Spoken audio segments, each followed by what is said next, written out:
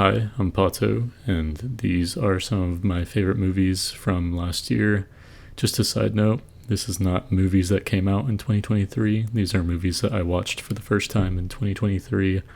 So there's going to be some old stuff on here, mostly old stuff, honestly. But yeah, I think I watched almost 200 movies last year. So this is going to be a top 20 something. Here are some one sentence reviews of the earlier ones before the top 10. Cleo from 5 to 7 feels freewheeling but is being made and orchestrated so precisely. Mulholland Drive. This movie made me understand how David Lynch can be someone's favorite director. Skinamarink, super singular horror movie that perfectly captures the feeling as a kid of walking to your parents' room after having a nightmare. Happy Together. Love the colors, the tone, the angst of this movie. It's my favorite Wong Kar-wai of the 4 that I watched last year. Elevator to the Gallows, a noir heist gone wrong with a soundtrack by Miles Davis. Fire of Love, awe-inspiring and heartstring tugging. If you take out Miranda July, this is a perfect movie. La Haine, so stylish and self-assured, it already feels timeless. California Split, even as a cynical gambler, Elliot Gould has one of the most magnetic performances ever in this. Princess Mononoke, the best Ghibli movie, period. Tampopo, one of the best movies ever, period. Nine Queens, pure charisma and entertainment value. Argentina is not pulling any punches. The Vanishing, super tense, calculated, and dark. It's a quintessential Euro thriller. The 400 Blows has one of the best endings to a movie that I've ever seen.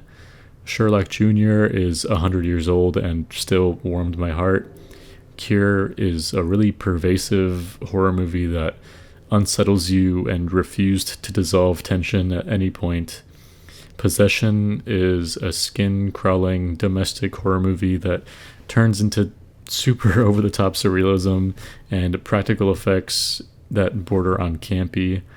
Spirit of the Beehive, visually, this is a top 5 of all time for me. And now into the top 10, a bit more detailed here. Number 10 is A Wedding Suit by Abbas Kiarostami. One of my biggest finds of the year was his movies, and while Close Up and Where's the Friend's House are technically better, I feel like this movie does not get talked about enough, so just wanted to highlight it.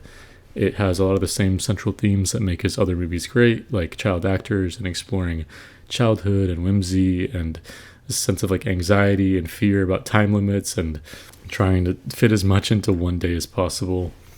I think it's super tightly edited and the pacing is really engaging. The movie itself is only an hour long and goes in a ton of different directions during that. I think if you're a fan of him, definitely worth a watch. And even if not, this could be a pretty good starting point as well. Next is Songs from the Second Floor, which is one of the weirdest, most dilapidated dark comedies I've ever seen. Very atmospheric, but for all the wrong reasons. It's super clinical and sterile and liminal, taking place in just really off-putting environments and directed in a way where the camera doesn't move once, even though you really wish it would cut away from what's happening. Not that there's anything graphic, it's just so uncomfortable and off-putting. It's a series of kind of interconnected skits, if you want to call it that, where they're not related to one another, but they do compound, where there's recurring characters and callbacks, and each kind of builds on the absurdity of this world that's very intricately choreographed and stylized and with a ton of extras in the background. It's kind of just something that has to be watched. I'm realizing it's kind of like an evil version of this next director's movies. So Jacques Tati with Traffic is at the opposite end of the alignment chart. This one is so zany and wacky and over the top. It's bombastic and super engaging. It's the best of the Hulot movies that I've seen so far. It just has some of the best visual gags and punchlines, whether it's like the 2-minute car crash scene or I think the police sketch is hilarious in the middle. The entire thing is just so charming and so excessive for such reductive punchlines at times, but that juxtaposition it's a joy to watch. And if you're into slapstick, then you can't miss this. At number 7, I have The Apartment, which I regret watching because it set the bar too high for any other rom-com to come close. Billy Wilder made something so perfect with this movie. The flowy physicality, the rapid-fire dialogue, people interrupting each other to set up and then land punchlines. It is just constant entertainment value. And the premise itself, while it could just be a simple comedy of errors, the writing is just on another level and the performances are great. I just can't think of anything to critique this movie on. It's great. At number 6, I'm putting L'Argent, Bresson's last movie, and he is going out with a bang. This is based off of a Tolstoy short story, and it is about a counterfeit bill being passed from person to person and just leaving a trail of wreckage in its wake. This simple premise is then elevated by Bresson's direction, which controls the frame so masterfully and turns even the most mundane and benign interactions into something you can't look away from. This was also the first color movie I saw by him, and I was super, super wowed. Now breaking into the top 5 territory with Grimm by Takashi Ito, who is bar none my favorite when it comes to experimental short film. Huge epilepsy warning though, hence why I'm not going to show anything on screen, but yeah, if you're photosensitive, steer clear. Technique-wise, regardless of what short it is, I'm talking about Grimm, but it could be Zone or Spacey or Thunder. He uses a ton of stop motion, of long exposure with light. The entire thing is very edited in post in terms of stop motion, not only literal stop motion, but the video itself is usually composed out of photographs. So instead of it actually being video, the entire video is stop motion. It's just super intense and painstakingly put together. The attention to detail and super singular vision is equal parts inspiring, and the content itself is super emotionally draining. Yeah, it's crazy.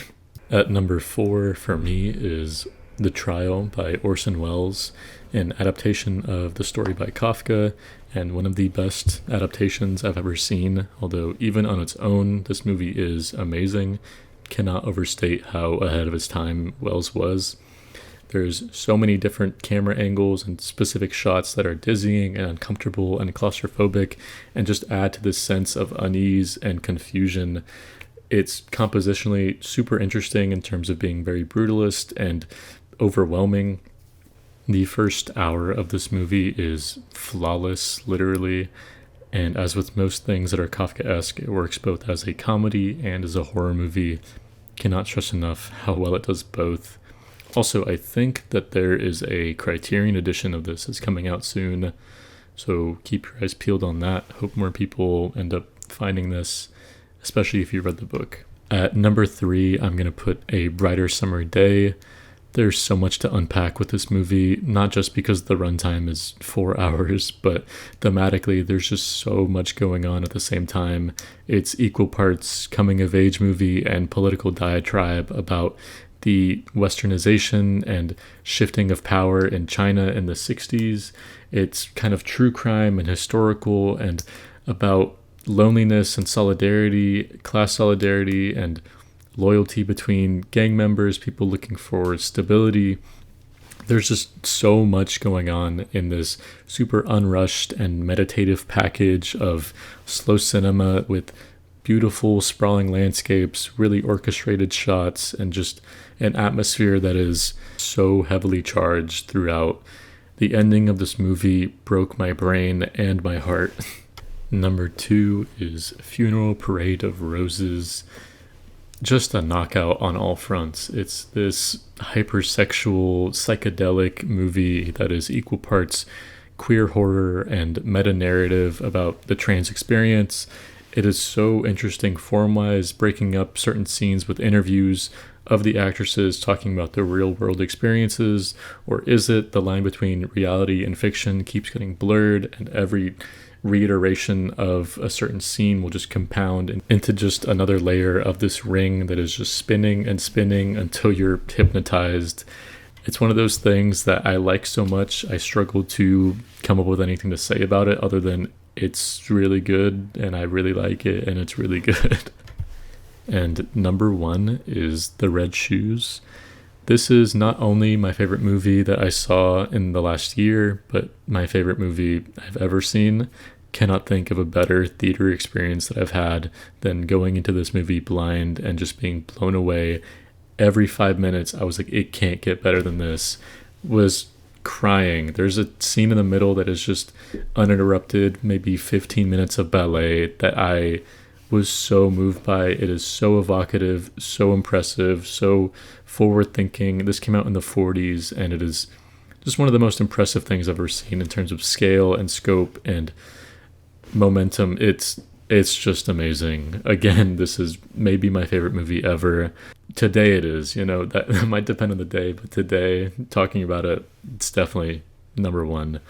Yeah, just amazing. Really, just this movie is the reason that I watch movies. And that's the list. Those were my favorite movies that I saw for the first time in 2023. I've just been falling in love with film. Like I said, I watched almost 200 movies last year. I think the exact number was 187 or something. I'm excited to keep the trend going into 2024. I'm already like 20 movies in. Yeah, we'll see what I end up with at the end of the year. If you have any recommendations, I'm open to it. Thanks for watching. Goodbye.